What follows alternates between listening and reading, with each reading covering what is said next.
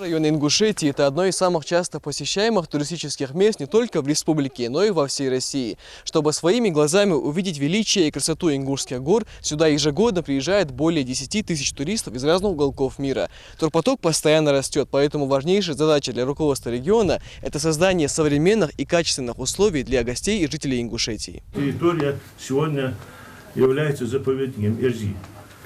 На этой территории у вас никак не получится соблюсти режим особо охраняемой территории. Хотите вы это или нет? Почему? Как вы соблюдаете, если там ходят тяжелые техники, там располагаются пограничные заставы? С первых минут встречи стороны поднимают вопрос касаемо расположения государственного природного заповедника Эрзи. По мнению собравшихся, неправильно определенные границы заповедника и ряд других причин не позволяют полноценно развивать туризм в Джейравском районе. Одна из них – это оплата за проезд на территорию заповедника. Изначально эту платный въезд придумали именно Комитет по туризму с целью доходов для туризма, чтобы от туристов получать доход. Но мы немножко это обернулось против нас, вот наша инициатива наказуема была.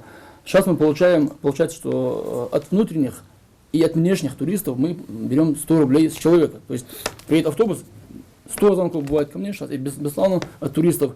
Приедет автобус, микроавтобус, там без разницы. Из каждого автобуса не без чека, не без ничего, просто берут 100 рублей. Основная задача – это развитие туристического кластера, но при этом не нанося ущерба природе и местным жителям, считают собравшиеся. Необходимо сберечь богатое культурное наследие нашего народа и при этом не изменять традициям гостеприимства, как того требуют ингушские традиции.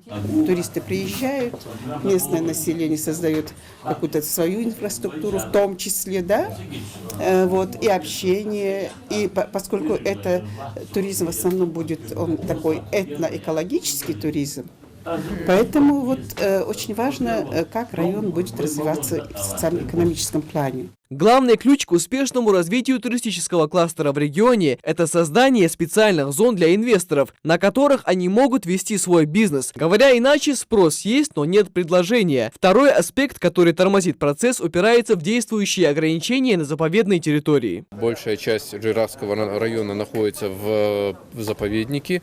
Это ограничение особо охраняемой природной территории.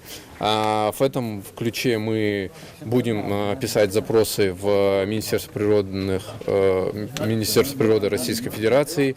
Запросами это первая наша, так сказать, задача. И второе – решать вопрос с парламентом Республики Ингушетии и принимать законы, которые будут содействовать развитию туризма. По итогу встречи было решено в течение 2 недель создать рабочую группу, в которую войдут специалисты и представители всех заинтересованных лиц в этом вопросе. Ну а далее следует процедура принятия законов и подзаконных актов. Говоря коротко, все движется в направлении создания надежного механизма для развития туристической отрасли Горной Ингушетии. Михаил Тангиев, Магомед Белакиев, Новости 24.